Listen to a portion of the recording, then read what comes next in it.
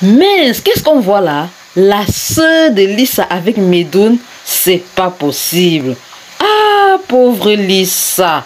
Pauvre Lisa. Après alors, c'est les heartbreak. Ah, ya, ouais. Donc comme ça, Ami a dit que non. Ah, magie. Abou alors, son cœur va seulement s'arrêter. Sa tête chauffe. Il y a les fourmis qui marchent, tout ça. Ah, Virginie, tu as frappé fort. Entre-temps, Maï fait le museau à Lamine. En tout cas, elle a tout à fait raison, hein, parce que là, Lamine dérange.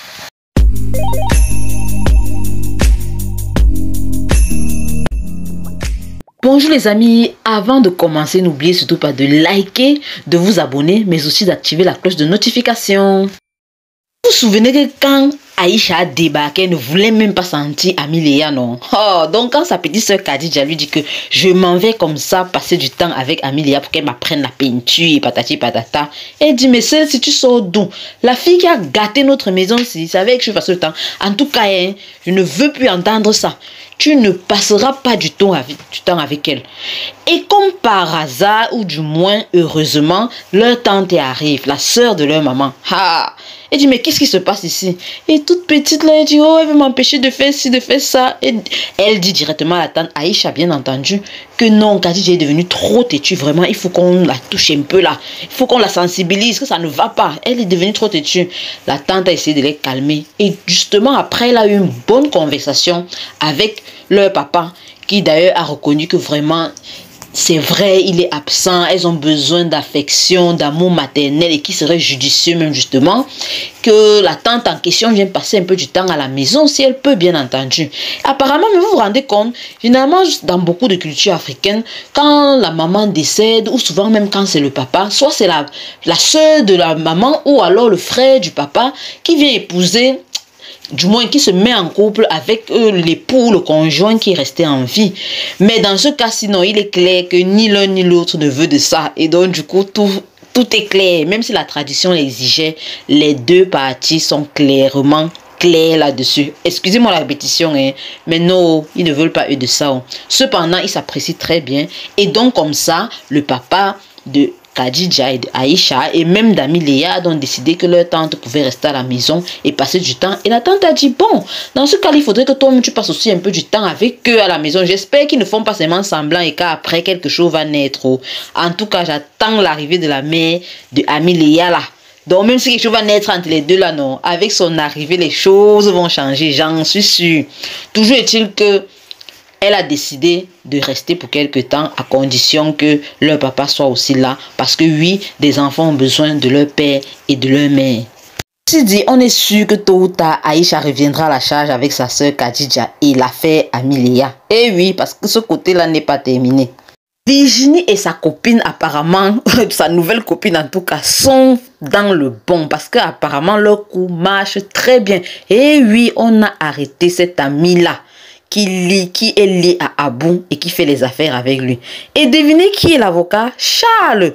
Mais en ce temps, avant qu'on ne revienne à Charles, Abou est touché. Parce que là, on a touché un point clé de son business. Et oui, et Virginie n'en revient pas. Ça veut dire que sa réaction là prouve clairement qu'il a été touché. Et c'est un bon point pour eux, pour qu'elle puisse continuer. Et justement, c'est ce que sa copine lui disait. Que non, comme tu vois là, il faudrait maintenant passer à l'étape supérieure.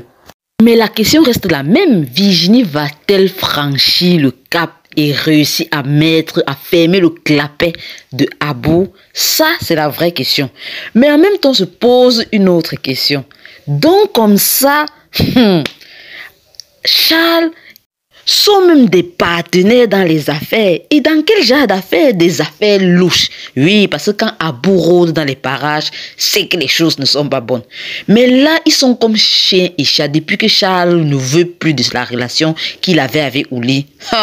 Ouli ne le laisse pas d'une semaine. Et c'est comme ça qu'elle vient le trouver dans son lieu de travail, où il est en train de bavarder gaillardement comme un bon parleur et comme d'habitude avec Ndeye Marie. La fille est venue là se présenter que on se connaît depuis. Mais elle a fait Ndeye Marie a compris. En tout cas, on espère qu'elle a compris hein, parce que c'était flagrant ce que Ouli est en train de faire. Qu'est-ce que Ndeye Marie va faire? La pauvre, elle n'a vraiment pas de chance en amour. Mais si elle a vraiment compris le cinéma de Oli, va-t-elle demander des explications à Charles? Les tanti, parce que là, ça devient sérieux. Il faut qu'elle se désengage avant que l'engagement même ne commence, parce que ça va péter. L'un des grands chocs de cet épisode, c'est Medoun. Oui, il est venu là demander pardon à Lisa. Lisa dit oui, vraiment ce pardon, il faut qu'on fasse table rase, qu'on se pardonne tout, qu'on recommence à zéro. Mais le gars a du culot. Que voit-on? Medoun est la sœur de Lisa. Mais c'est quelle histoire ça? Quel avenir pour ce couple-là si Medoun se retrouve à entrer dans la chambre de Lisa? C'est pour qu'il se passe quoi? Vous-même devinez. C'est pour que qu'est-ce qui se passe? Vous imaginez la suite et vous imaginez comment Lisa peut ce que Lisa peut ressentir. Parce que là, franchement, c'est du haut niveau de la sorcellerie, quoi. Tu demandes pardon à ta femme et derrière, tu es avec sa petite sœur. Non, ça veut dire qu'on se fout de sa gueule du début jusqu'à la fin. C'est fort ça. Mais Lisa, j'espère que c'est une fille qui sait se défendre. Moi, j'aimerais seulement connaître la position de sa mère dans tout ce genre de trucs-là. Parce que, de toute façon, la mère a des surprises ou non. Lamine, lui, il est comme un petit toutou. Jusqu'à ce qu'il attend Maï, là, comme ça, là, pour qu'elle lui remette un chèque qu'il aille rembourser, vraiment comme un enfant. Sincèrement, Marodi, éclaire-nous sur cette situation. Qui est cet homme-là qui a voulu faire un genre chantage, patati patata à Lamine là? Parce qu'on ne comprend rien. Est-ce qu'il va vraiment laisser Lamine tranquille comme ça? Est-ce que Lamine en a fini avec eux? J'ai l'impression que c'est un réseau de quelque chose d'inimaginable. Anyway, laissons ça de côté. Parce que le vrai problème ici, les vraies choses vont commencer là. C'est Majib qui va parler de ses problèmes avec Lamine. Oh, il lui explique que, gars, la fesse là que tu vois là avec Amelia là. Lamine a directement compris, non? Tant lui-même, il sait, il connaît ce que c'est. Quand il rencontrait Maï, quand il était avec Maï dans leur fiançailles et tout là, il a dit au gars que laisse tomber, dis ce qui est dans ton cœur là et qui n'arrive pas à sortir de ta bouche. Dis-nous clairement. Le gars dit oui, j'aime Amelia. Oh, on va alors faire comme ça. Il dit voilà, va donc lui dire ce que tu viens de me dire là. Tu vois que c'est pas sorcier. Ouais, pauvre Majib.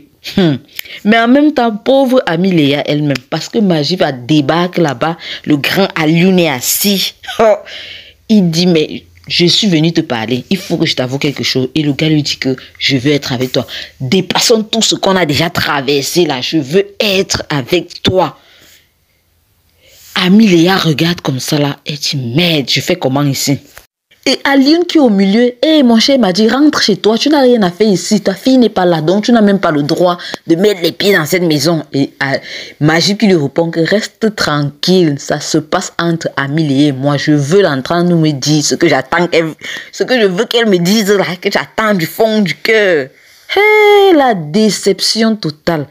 Non, je crois que Majib ne s'y attendait, mais vraiment, vraiment pas du tout. Mais surtout que connaissant le comportement, le charisme d'Amelia, moi-même, je ne m'attendais pas. Je croyais qu'elle allait foutre Alioune à la porte comme ça et dire que non, mon ami, mon cher, mon amour, viens pas. Ce n'est que ça que j'attendais. Non, hey, Amelia est devenue douce. Elle est restée comme ça, elle a dit à Majib, va-t'en.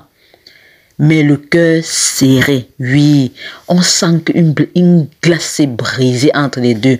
Parce que là, non, la honte que Majib a essuyée là, je crois qu'il ne va pas oublier ça. On espère seulement que ça va pas aller lui jeter dans les bras de Malika, tout droit là comme ça.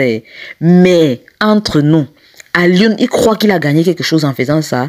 Il a vu comment Amelia a réagi, elle a pleuré, elle est partie, elle a laissé là. S'il n'a pas compris à l'heure qu'ils n'ont pas d'avenir ensemble, non, c'est que c'est un boutman de chez Boutmat. Ça, je vous le dis.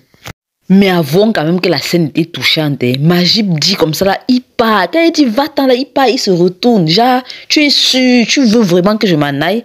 Parce que ça fait comme si, comme je pars là, je ne reviendrai plus haut. Le gars est sorti.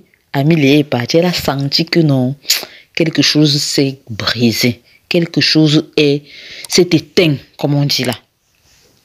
Mais on attend la suite parce que nous, c'est nous qu'on monte, on descend, les deux là finiront seulement ensemble. Marodi, sorons-nous les papos là, sorons-nous ça. Les chers amis, les tantis.